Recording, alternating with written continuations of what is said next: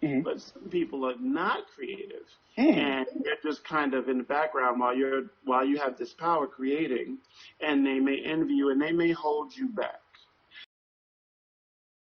You gotta, just cutting the grass, getting the snakes out.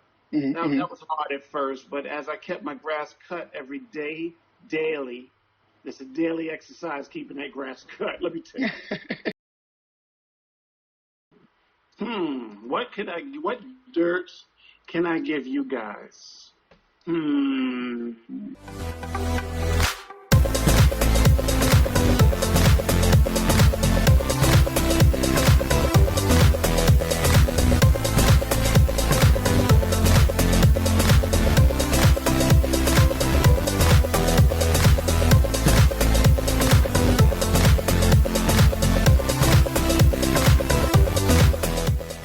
Hi, you're rocking with Graffiti Bleu, GRAFFITIBLEU. You're watching Verse TV. I'll be here all week. Comment, rate, share, subscribe. Hashtag Verse TV. Let's go. And so all of that, what do you personally feel is the most important part of your job?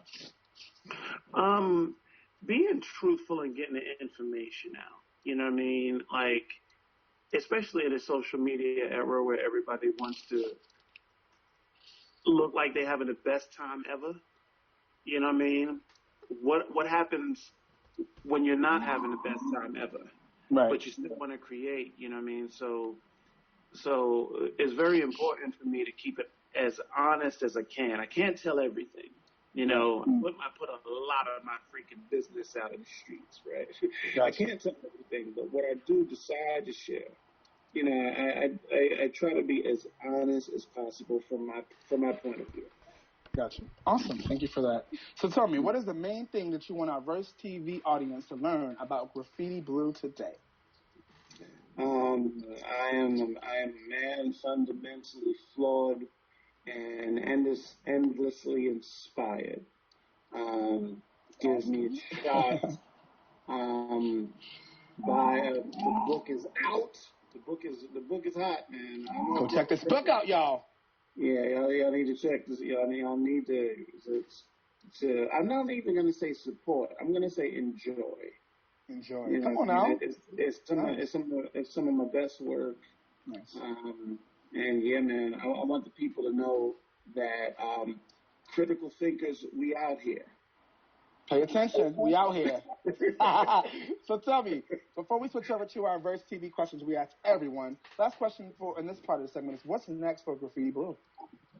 Gosh, man, I'm writing my grand finale to my romance series, The Poet's Pursuit of Pleasure. I'm writing a book called The Hustler's Code, which is basically my interpretation of the rapture. Yes, the rapture from the Bible, okay? And a lot of people think that God is going to come and the seas are going to boil blood red and volcanoes and the four horsemen of the apocalypse and death and disease and locusts and all this stuff. And I don't agree with that. I think our Lord is a bit too clever to come like that. In my interpretation of the rapture, God takes his people and just removes fear from the planet for 7 years. What would happen if God's people weren't scared for 7 years? That's the book I'm writing now. Awesome. Yes. Okay. Graffiti. I ain't playing with y'all. No, don't play with us. So you first and foremost, that was the first part of the interview. We got a couple more questions if we're done. I know we've taken up a lot of your time. But first, I just want to give you a shout out. You dropped some gems in that interview. I'm sure that some people, during this time where we are, people needed to hear that. And I really appreciate you for that, because a couple of things I need to hear for myself. So I just had to give you a shout out before we move on. But yes. So now, you're welcome. And go get this book, y'all. If y'all listening, go get this book. We're going to get back to the book in the end, but get the book right. We're going to say it right now in the middle. Amazon.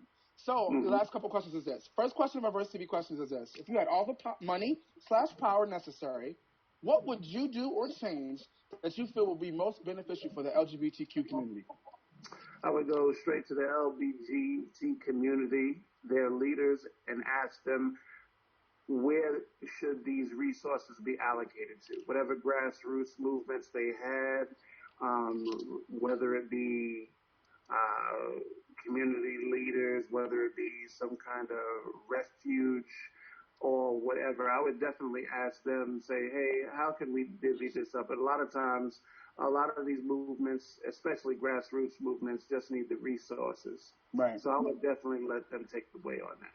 That is the first time I've heard that answer, and I think that is one of the smartest answers. And the reason why I say that is because, if you're not affiliated with that community, then what would you know? What would you know exactly how it benefits them? So I think the best thing to do is to give it to the people that know what to do. So I just thought that was pretty dope. I thought it was pretty dope. So number 2 is starts out with a quote, and then it's a question. The quote is this: "Ask me not where I live or what I like to eat or how I comb my hair, but ask me what am I living for? In detail, ask me what do I think is keeping me from living fully for the thing I want to live for." And that's by Thomas Morton. So the actual question is this: what is your goal in life? And part B to that is, what is slowing you down from achieving that goal? My goal in life is to help people realize how strong they are inside. You know what I mean? Like, this brokenness is kind of a state of mind. About it. You're only as broken as you think. You're only as imprisoned as you think. You can tie a horse to a plastic chair and the horse won't move, right? Why does the horse not move? Because it only thinks it can, right? You know what I mean? So I'm here to try to set people's minds free, help them be stronger. And the only thing in my way is me. You know what I mean? I am human. I am flawed, and all of this stuff. So a lot of times, we are just in our own way, or just with thoughts. Sometimes we think we're not going to be good enough, or sometimes we think that our goals are a bit too ambitious. You know what I mean? So that's true. Very true. So how do we go for it without zero doubt? And I try to work past my own flaws every day. What is your deepest tea, i.e. something that you've never shared on social media before, but something that you're comfortable sharing with us?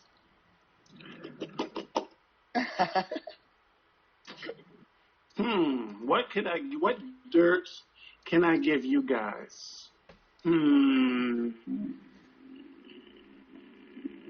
Well, I like big butts, and I cannot lie. Everybody knows that.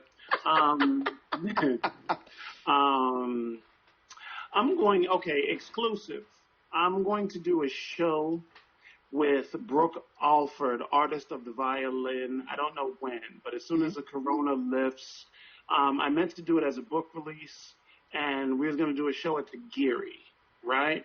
We was going to do that on July 10th. Couldn't do it because of corona. Right. It's postponed, but you have the exclusive. Me and Alfred are going to be back-to-back doing this big show. I just don't have the date yet until everything lifts. Yes, that's the deepest tea. We'll take it. Thank you so much. I hope you guys are listening. You got the exclusive here, right here on Verse TV with all the tea. So number 4, no, you got to get out of here. Let's get it moving. What are some of your stumbling blocks that you had on your path, and how did you overcome them? I didn't realize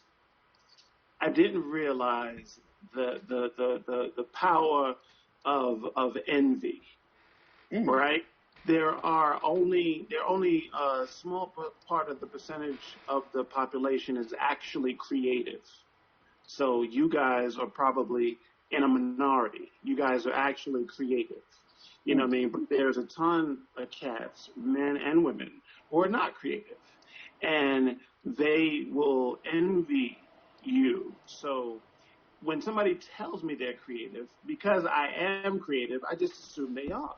But some people are not creative, and they're just kind of in the background while you have this power creating, and they may envy you and they may hold you back. And so my biggest stumbling blocks were figuring out who was in my best interest and who was not. You know what I mean? And learning how to avoid the people that were not. You know what I mean? You gotta, just cutting the grass, getting the snakes out. That was hard at first, but as I kept my grass cut every day, daily, It's a daily exercise keeping that grass cut. Let me tell you. You know what I mean? But life got a little easier though. You know what I mean? I'm not one big to try to put a lot of energy behind so-called haters and all that. You know what I mean? You know what I mean? But it is a real thing. You know, so that was an obstacle. But after I learned how to cut the grass every day, I was way. You was good to go. Yes, that's a good lawnmower and a good weed trimmer. I know what you're talking about. Last but not least, what are something that you would like to be left? What is something actually that you would like to be left in the legacy time capsule for your legacy of work? We're gonna leave a time capsule. We're gonna put your legacy of work in it. What would you want to be left in it? Ooh, my first book, An Emotional Affair. My last book, The Art of Saying No, and my independent album, A Moment of Clarity. Those three are hell. You couldn't even say it. Look. Yes. Your expression was good enough. Yes. Yes, that told it all. Oh, man, this has been awesome and amazing. So, again, your book, tell people where they can find your book, tell them where they can find you, and all that good stuff before we close out. Yeah, just go to Amazon.com and type in The Art of Saying No. I am LaMont Anthony Wright, a.k.a. Graffiti Bleu. They have a paperback version I'll get to you in a couple of days. They have a Kindle version you can download immediately. Holla at your boy. Everybody else, hit up gbleu.com or subscribe to the YouTube channel, Graffiti Bleu, and I'll be seeing you in the Matrix, my friend. Booyah. Thank you so much, Graffiti Bleu. Sound effects, Thank y'all. Yeah, sound effects going off. You don't hear it, but it's there. Thank you so much for being here. We appreciate it. This was one of the most awesome interviews I've done. I really appreciate your time. I'm going to probably go back and listen to it again. I'm going to need some of that stuff again. Thank you for your Verse TV interview. Verse TV all-tea interview, and we appreciate you. Appreciate y'all, man. Thank you. Y'all be good. I got to run, man. God bless the both of you. I'll see you on the flip side.